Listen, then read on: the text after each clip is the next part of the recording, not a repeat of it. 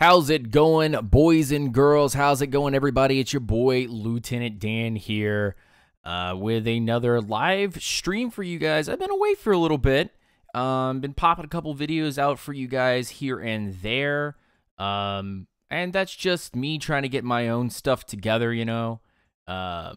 It's been interesting trying to put all this stuff together for you guys and have some of these things going. Man, what a week. What a week. Let me quickly explain what's been going on for all of y'all and kind of get you guys into the picture of it all, you know? First of all, I've been on vacation. If you guys haven't already heard, and that was the reason why there was a lot of stuff already pre-done for you guys to watch. So that's one of the reasons why I haven't been online. And the other reason why I haven't been online is trying to rest myself for the coming work that is happening. It's crazy, but we've got a lot of work to get done over the next couple of days. And there's a lot to discuss, and I wanted to give myself time to kind of sit back, relax, and figure things out, you know, because it's hard coming up with just an opinion out of nowhere. It's easy to come up with a bad opinion. It's hard to come up with well thought out criteria. You can just immediately go overreact to anything that anybody has said. And you can have feelings get mixed in with actual thought. You know what I'm saying? And it can get really scary sometimes when you do that kind of thing. And that being said, let's get straight into the grounders and say hi to everybody. Norman Fitzgerald, Justin Black, Berto, Falcons fan. Good to see you, my man. Rise up, stay grounded. RB Blackshare, Jamal 5. Good to see you, buddy. D Grant in the building. Good to see you. I think that's 50 milli. Mario Thompson, rise up from Nebraska. Good to see you, man. I hope you're enjoying the show. Marquell Jefferson, Lunatic Falcon, Lenore Designs, Johnny Hodges, Perry Sims, and Cedric Britton. Good to see all of you guys in the building. Rise up, stay grounded. Hope you're doing well. Share this content out. Hit that like button, hit that notification bell, and hit the subscribe button if you haven't already subscribed to the channel. We're gonna get into some of this Falcons rumors talk, and I wanna hit that. But the first thing I want to do is say something that not a lot of people are going to go out and say themselves. And I think it's important for all of us to remember that this is a long process. And I think something that Keanu Neal said something very, very recently, 2017, mid-2017, was the purpose of education is not to validate ignorance. And it ain't no struggle when you want to be the best. It's a process. And I think those two things come hand in hand when we're talking about how the Falcons are doing things right now. You know, we can't be ignorant about how things are going. We can't become ignorant and start looking at players as tools in Madden or just because they're one of the best in the business or they could potentially be great, start making things like X player is going to be better than Grady Jarrett. I've heard that quite a few times now, and I'm quite sick of it. And that second part of it, it's not a struggle when you want to be the best. It's a process. And I think a lot of fans have really fallen out of that realm of this is a process and instead want to quickly grab their bags of shiny nickels and get the best player that has the flashiest plays. And if this team was built on flashy plays, this team would have been, nowhere near a Super Bowl for years and years. But instead, Dan Quinn was able to take us to a Super Bowl with the right offense, with the right defensive mentality, knowing that it's a process, not, it's not a sprint, it's a long race. And I think a lot of fans have lost sight of that. I think a lot of fans have lost sight of the fact that this is not some whimsical, it's all going to be good this draft. It's all going to be good if we acquire some free agents. It's all going to be good if we just make a couple moves and here or there. This team is nowhere near close to getting to a Super Bowl, even if the Falcons were to fix their offense, because it would take the Falcons to be a top 10 offense to push this forward. This defense has a lot of work ahead. And I think people need to temper their expectations, because the closer and closer we get to the draft, the more I see these outlandish things being talked about how Ed Oliver is going to be greater than Grady Jarrett, or has the potential to be. That the Falcons should trade up from 14 to 8. Or that the Falcons should trade up even further to go get Ed Oliver. I see guys from 92.9 The Game throwing enough smoke around here that I choked on it in Cabo, St. Luca. I choked on it. There was so much smoke while I was on vacation that I was scared to turn on my phone and hit any secure internet, no matter where I was. Just for the plain fact that I would see some of these atrocities that are these takes. That everyone is taking some of the things that we've been hearing and just running with it. I've heard people say, and these are some of my own grounders, saying that, oh, you know, the Atlanta Falcons should go after a defensive end in the first round because we don't know what is going to happen with Vic next year. And we have no idea what Steven Means is going to be. And all we have left is tack. And that we should pass up on surefire stuff to go for more shiny nickels. Isn't that absolutely insane? Also, by the way, at the Houston Pro Day, I just want to throw this out to all the people that are watching right now. At the Houston Pro Day, Ed Oliver has weighed in, and he is 181 pounds. That is 6 pounds down from his appearance at the Combine. Think about that for just a second. He went to the Combine after being touted on the Houston website all year that he was 276 pounds. He shows up at the Combine at 287 pounds, drops 6 pounds in 2 weeks for the Houston Pro Day. It's almost 3 weeks, actually. Drops 6 pounds to the Houston Pro Day, now at 281.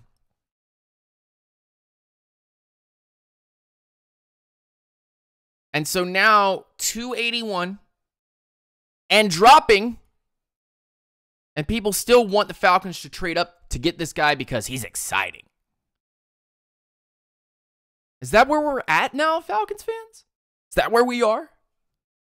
Not here to land blast the Falcons fans. They can want whoever they want, but at the end of the day, it's what the team wants and how the team needs to build themselves to become a better unit.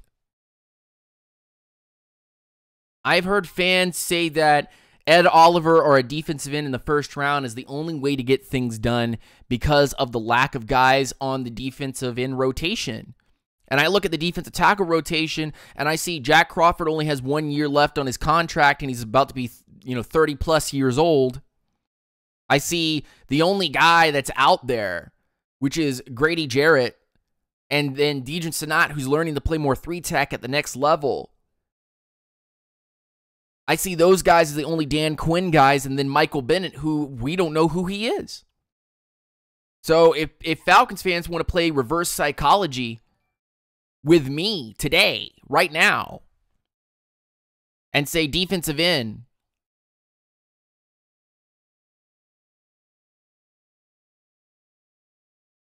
then they can play the same card when you talk about defensive tackle.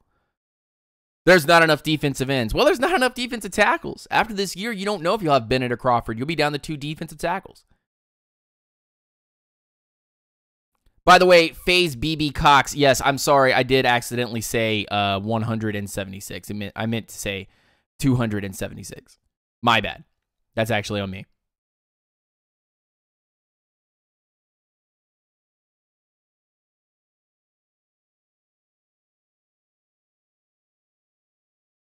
So that to me screams quite a few red flags. You appear at the combine at 287 pounds. You drop to 281 pounds for your pro day. You didn't even run. By the way, he didn't even run. The man didn't even run at the combine. Didn't do any of the drills at the combine. He lifted. I think he lifted. That's all he did. Doesn't that scare you? Doesn't that worry you that him and his agent are talking about dropping weight and adding weight just to appease everybody? Just because a guy added weight doesn't mean that he played at that level all year. Ed Oliver says that he played at 290 pounds at Houston. On the Houston website for most of the year, he was listed at 275. What?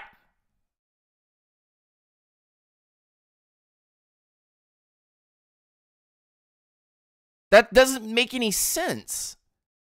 A guy that was under 280 pounds, then suddenly not even really breaking 290 pounds at the combine, 287. And now is at his pro day and is at 281, dropping back down into the 270s again. Come on, guys, something's wrong. Something's really bad wrong there. And they say that he's the best 3-tech in this draft class. What? A guy that can't even be secure in his weight? A guy that can't stick at one weight? Just to put into perspective, a guy like Grady Jarrett, who fell into the 5th round, was 290 pounds most of his college career and then went up to 300 and now's dropped back down to 297. That's what Grady Jarrett is playing at 3-tech, 5-tech, 1.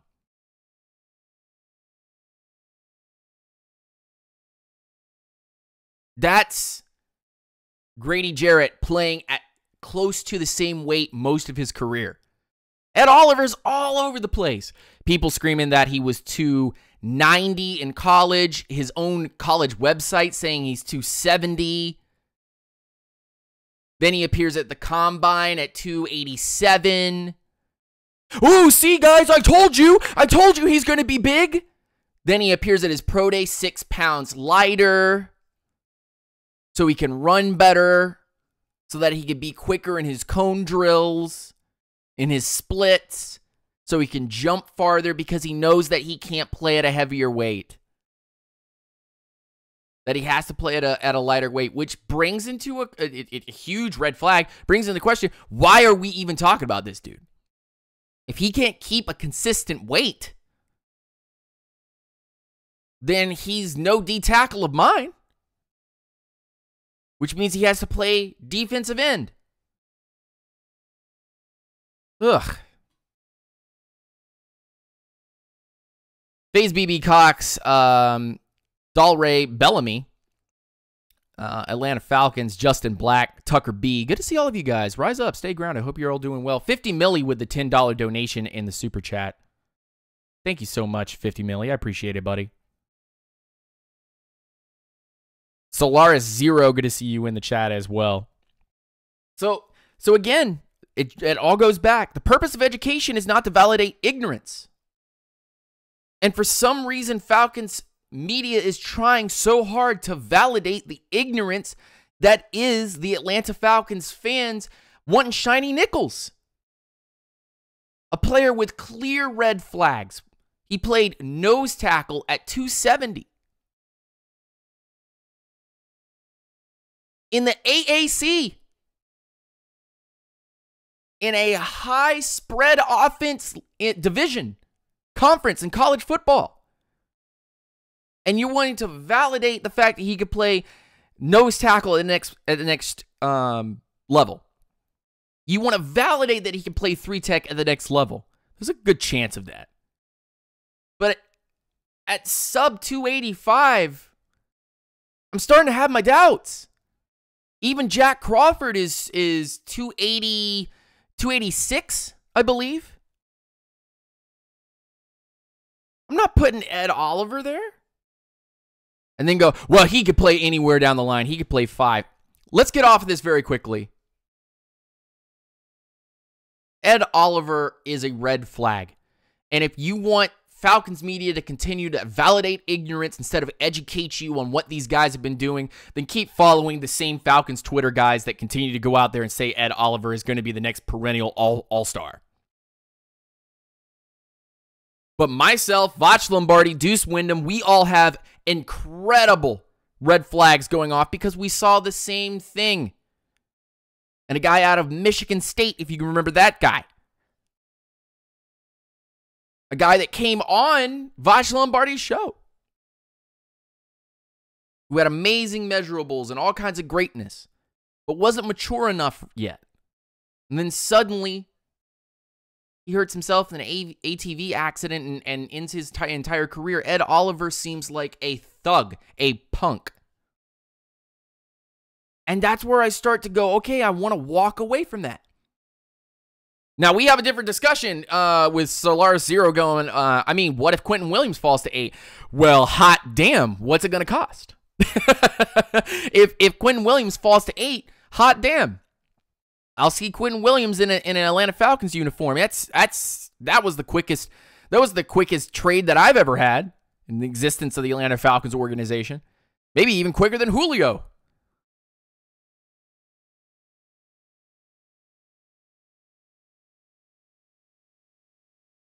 And Berto, Falcons fan, gets the golden star, by the way, because he actually guessed the guy's name, Malik McDowell. Congratulations. Wanted to see if somebody was going to catch on. So now here we sit. Here we sit, Falcons fans, boys and girls. The newest rumor, and I'll get to all the other stuff in just a moment, but the newest rumor is that the Atlanta Falcons will be trading with the Detroit Lions because the Lions want to get down to 14 to take a tight end. That's where they feel that tight end value starts, somewhere around 10 to 14. So they would like to trade. It's a win-win. And the Falcons would trade up to the Lions pick. I believe that's number 8.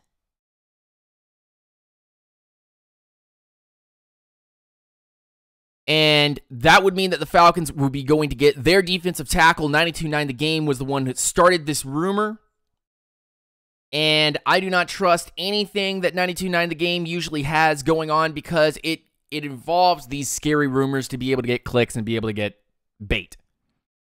So I'm going to report on this very, very quickly. I don't believe it. I'll believe it when I see it. You throwing out a rumor out of nowhere means nothing to me. I'm sorry if you're upset and if 92.9 The Game never hires me for their radio shows and how they do things and that I never become a great professional on the radio. But short and sweet of it, the skinny of it, is that throwing a rumor without any actual proof is just that, a rumor. And I can't buy into something so absolutely asinine when it would cost the Atlanta Falcons quite a bit of draft capital to be able to go up from that spot. And there's no win-win, by the way. It's only a win for the team that trades down because they acquire picks, players, and are allowed to be able to move out of a sticky situation, whereas the Atlanta Falcons would lose draft picks to go up.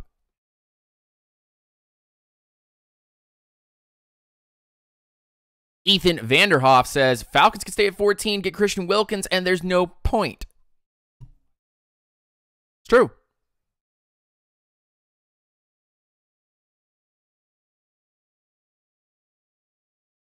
Aaron Freeman jumping in. He will be with our show in the next few days. And he said, 92.9 The Game didn't start the rumor. Dave Trey Thomas, former NFL scout, said the rumor on his podcast. Be that as it may, and if that is true, because I try to dig into this and was also trying to put everything up very quickly. Be that as it may, can we truly pull out any of that information and say that that is quality? Even if an NFL scout says something of that nature, can we really truly follow that as a major lead when those things, as of rumors, spread, as those rumors spread? We ourselves can't buy into that because rumors are just that, rumors. But I digress. One way or another, and this is the positive of the take, if you really want to kind of spin it this way. And I think, to be honest with you, I think that Aaron Freeman and a couple of other guys are correct with this particular take. I've seen it a couple times now. But if the Falcons did take Ed Oliver, if we want to spin it this way, let's talk about it for just a second. We wanted to spin it this way. Then you would have a guy that could be able to play on the outside. And he would need time to be able to learn. And I said this to real Patman. Good to see Patman in the building. And thank you, Aaron, for the comment, man. Thanks for coming in here, man. I can't wait to have you on the show. It's going to be, man, we're going to have some fun. We're going to have some fun. Some great questions for you. I have some great stuff. Let me know in the DMs, man, if you want to do something later. Whether it's live or not.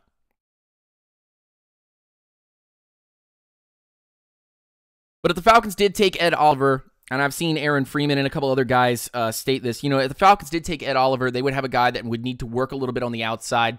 But that's a dominant force on the outside, even at 200 and let's play the low ball here, 277 pounds, 279 pounds, if he's able to keep that.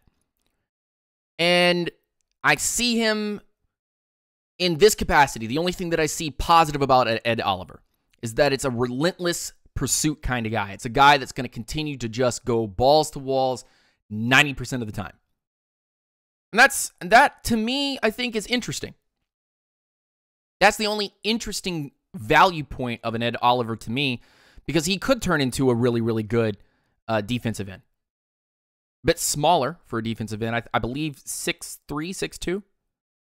Bit smaller. But I digress.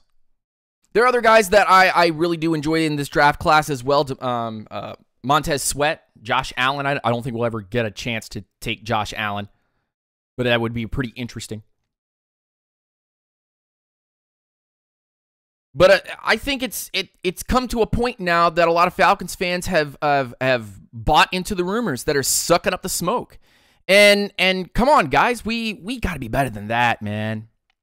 Whether you're Grounders or you follow anyone else, you got to be better than that.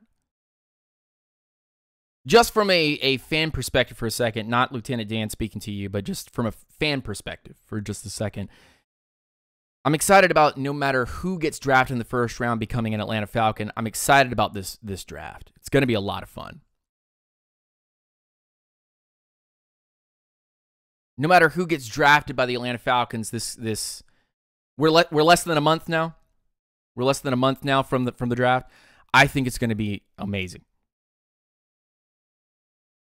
And within the next year or two, I would love to try to get a lot of the Falcons YouTubers and podcasters together and have a big, draft night stream where we all talk about the picks and whatnot and react live.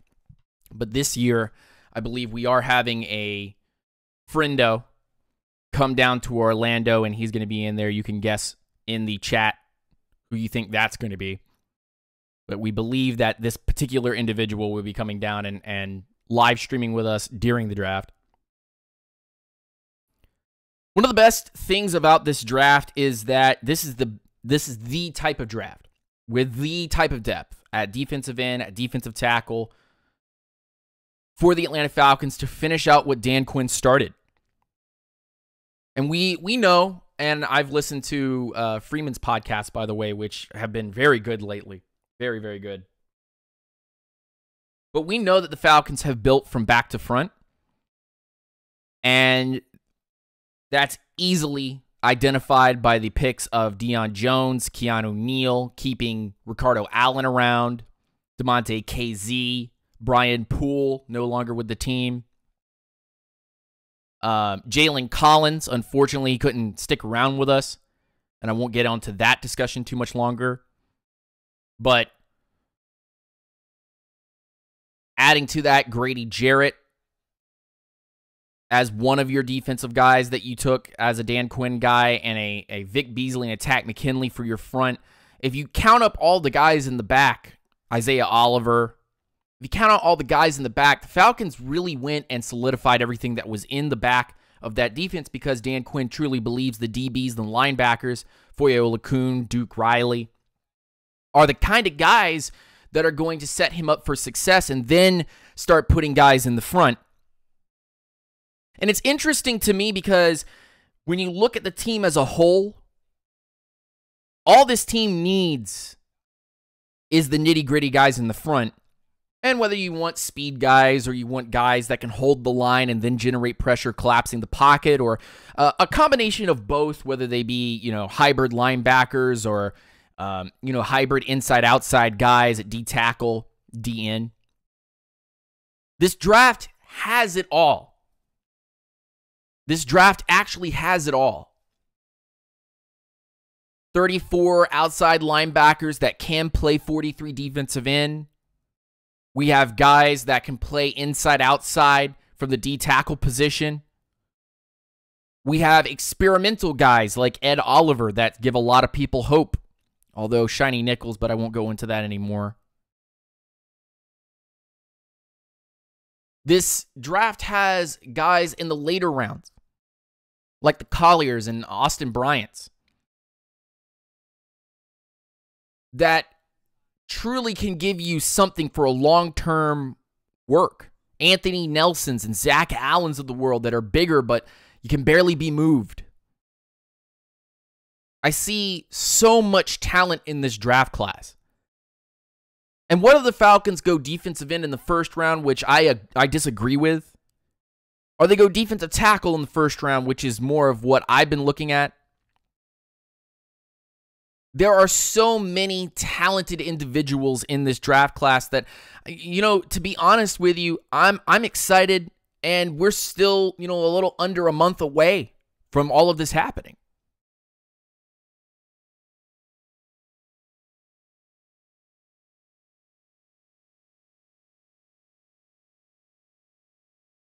So at the end of the day, to me, it's come to this, and I think a lot of us that do this type of work, whether it's podcasting or YouTube videos or gaming videos talking about the Falcons or film breakdowns, no matter where we are in our work or how we do these things, I think all of us have come to this one thing that we can all agree on, that we're tired and we just want to see draft night come around now.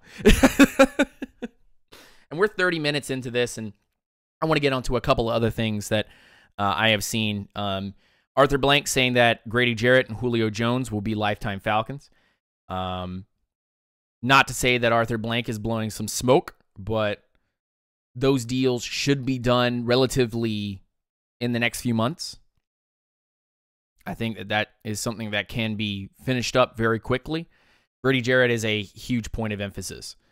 And Julio Jones is a massive point of emphasis for this team as well. And not just from, a schematic standpoint and how we use him and how he can draw coverage away from other guys, but also just from a fan standpoint. And I think Aaron Freeman will agree when he comes on our show in the next day or two, that if Julio Jones were to be traded or released, that this fan base would absolutely crumble.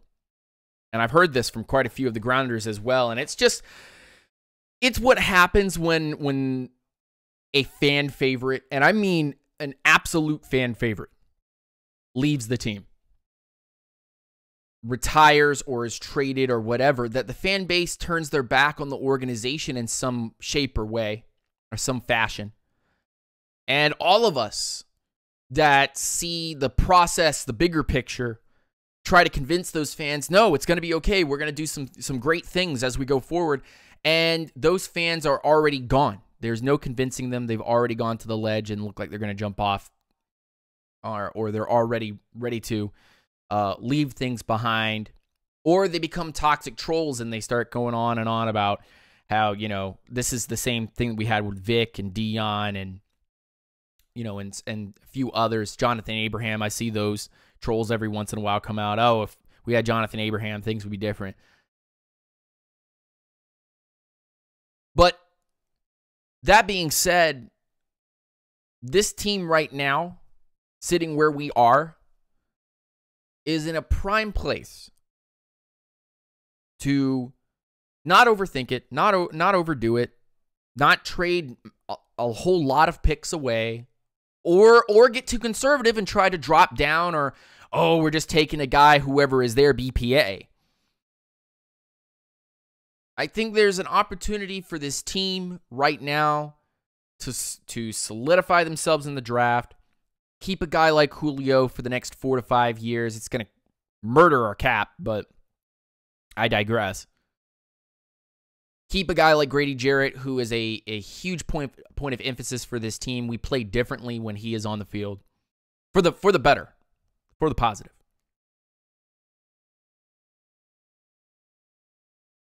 And in the long term, looking at this team going forward, there's a lot of things that can be changed. Things like the Atlanta Falcons corner position. There's a lot of interesting corners that the Falcons are looking at right now. Anywhere from 3rd round to 7th. And you would think that the guys, as you go down, are less talented. That is not actually true. There's a lot of great talented corners in this draft, and they're actually hidden gems. We heard Dan Quinn, while I was gone, say that strong safety, corner, and defensive end need depth. And I saw a couple of grounders run with that and say, he said defensive end needs depth, so let's take a defensive end in the 1st round. And I heard some people say, he said corner, so now that means Trufant's on the block. 2021, he's going to be gone. Already thinking about how to get him out. And I've seen some people say, he talked about strong safety depth. What does that truly mean? Where can we go in? How can we get in there and really think about why would he want another strong safety? And the short and sweet answer to this is that guys like Rashad Neesman will be with this team, but Dan Quinn definitely wants to carry more safeties.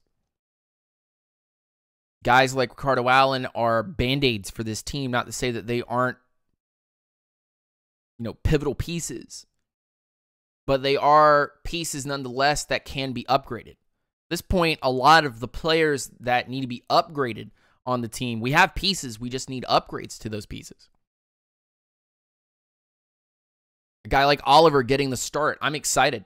I'm excited to see Isaiah Oliver get a start at corner, to really see what he's done. And I've seen a lot of fans, a lot of podcasters and whatnot, a lot of Falcons media say that they're worried. They're worried about seeing Isaiah Oliver out there because they think that he's not ready. And that there are a couple of plays who are there from last year that gave them hope, but not enough to say that the Falcons should be starting him out there. They feel that he's going to struggle. Every corner struggles, friends. Every corner struggles. Everybody has to start somewhere.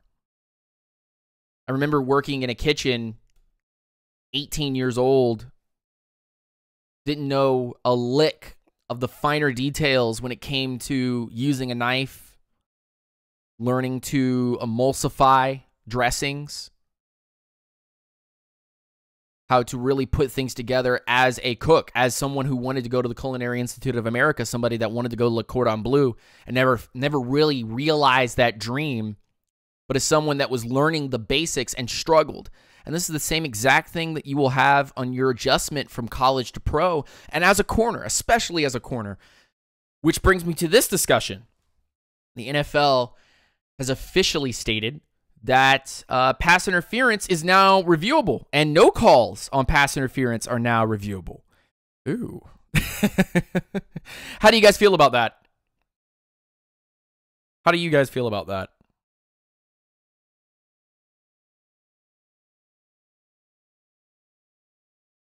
I think it's very interesting to look at that perspective and go, you know how many times Julio Jones has been hit with a no-call pass interference that could have easily been caught had he not been dragged on or not been tackled immediately, that a guy like a Julio Jones might get your LeBron James treatment and get the fouls when they need to be called. Think of those top players, that get those calls. And teams that were, the most penalized in the league are now going to get an opportunity to review those.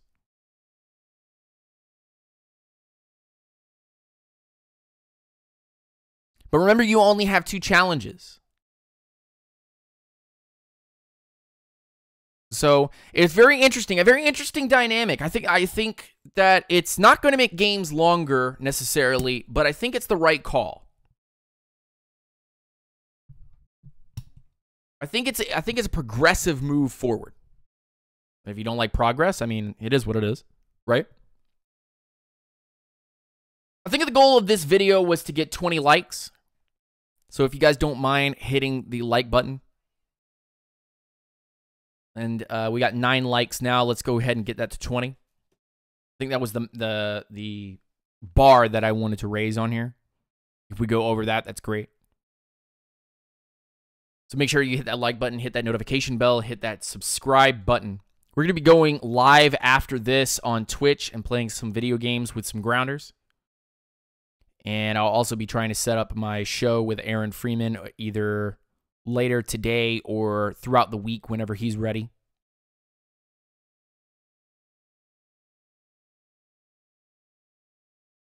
But simply put, right now, the Falcons are a very interesting place, not only at their pick, but the league is now changing.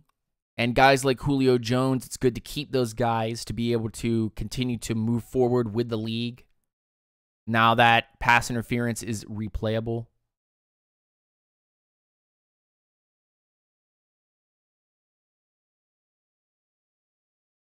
So in a sense, I feel like with the league changing, with the way that the Falcons have been looking at things,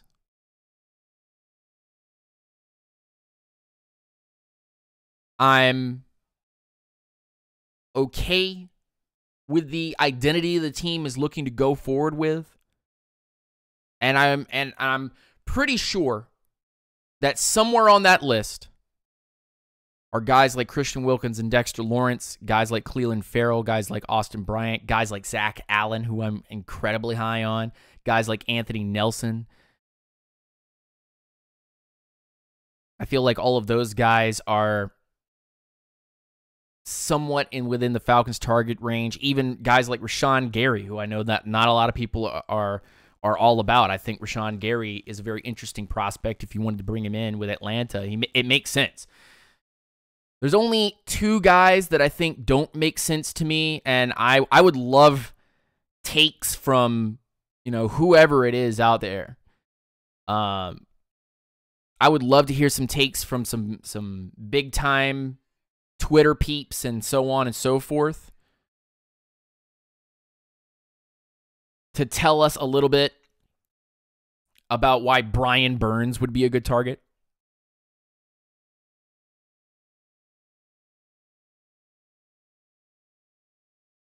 I'm not sure if either one of these went through, so I'm just going to quickly just check mark them very quick. Just try to play them on the screen.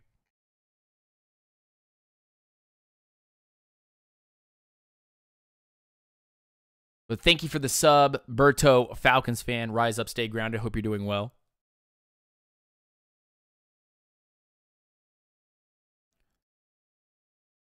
But that's where we sit, man. That's where we sit right now with Falcons news. Justin Hardy was re-added to the team.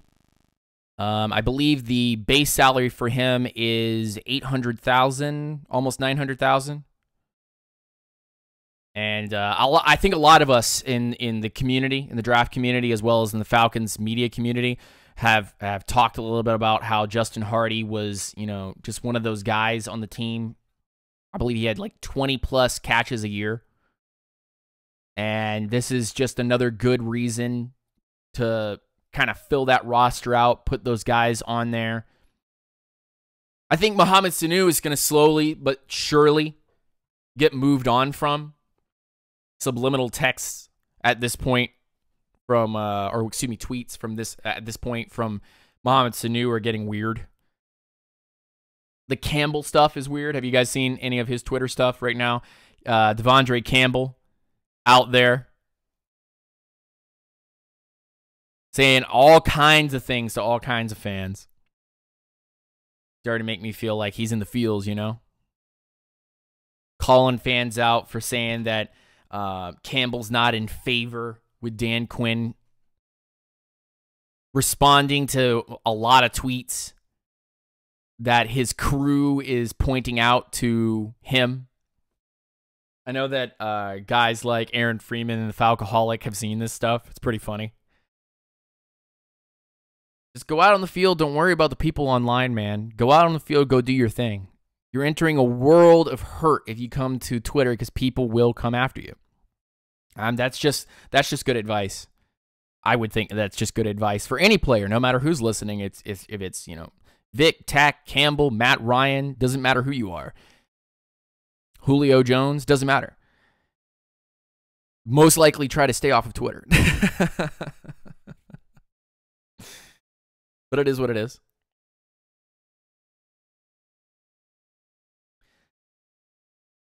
Kill a Dirty Bird. Good to see you, my man. Rise up, stay grounded. Hope you're doing well.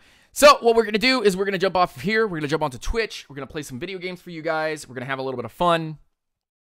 Definitely go over there and follow me on twitch.tv/unintentional grounding. We're going to be doing that. Link in the description of the video. Twitter is really toxic. You're right, Pat. Twitter's very toxic. With that being said, thank you for tuning in. I really appreciate it. We had a little rant there. Lots of fun. And we will be back on at some point through this week with some new film breakdown videos. I know that you guys have seen a lot of my film breakdown videos going through.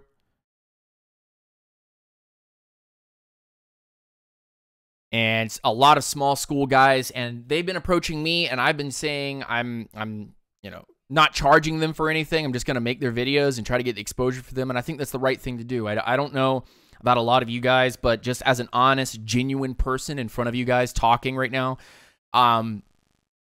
these guys need help. They need exposure. No one's talking about them. Only scouts with deep knowledge of those teams or rumors that have kind of fluttered around are going to get these guys even drafted, maybe even brought onto the team to the practice squad. And you know what?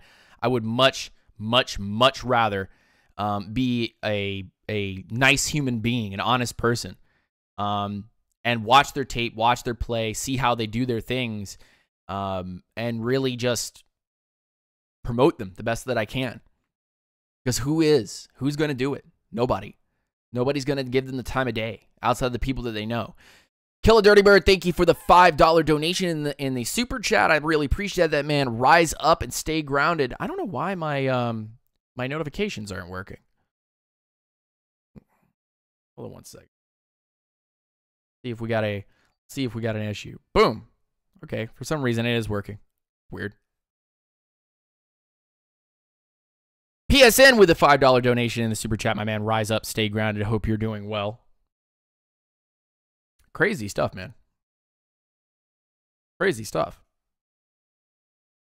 Austin Hooper wrote me on Instagram and said, fans don't matter. LOL.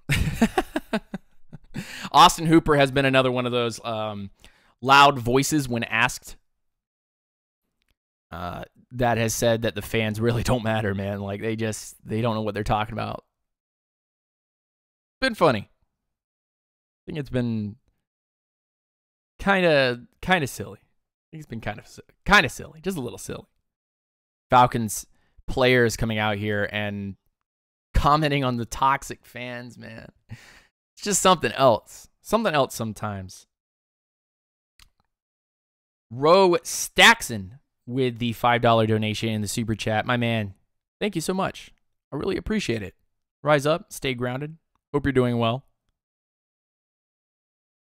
Man, oh man. So we've come to that crossroad. Let's go ahead and move from here over to Twitch. We're going to be playing some games. And actually, I want you guys in the chat to tell me which one that you guys want me to play. We have Sekiro Shadows Die Twice. We could preview that game if you guys want me to. We have Apex Legends, which I feel like that should be really interesting if we play that. That'll be one of those. That'll be one of those streams. That'll be one of those streams. I already had one of those this morning. Boy, Bangley was in there. Real Pat Man with the $5 donation in the super chat. Rise up, stay grounded. Thank you so much, Pat. I really appreciate it. Media is sour, man. Players just need to focus at the task at hand. Thank you, Rose Staxon, for the welcome back. I really appreciate that, man. Really do. Let's play some Apex. Heard. We're going to play some Apex Legends with the Grounders. I'll have my PSN name if you guys want to jump on and play with us. And we'll rotate in and out with some people. But rise up, stay grounded, take it easy. I hope you guys have a wonderful rest of your day. Ed Oliver just ran a 4.71. Would be more impressive if he had run that at a heavier weight. I just don't know where you put Ed Oliver, but we'll talk about that more on Twitch. I'll see you guys a little bit later. Rise up, stay grounded, take it easy. From your boy, Lieutenant Dan. Thank you for the donations, guys. I really appreciate that. And I hope to see you guys over on Twitch where we can have some more discussions. Peace and hair grease.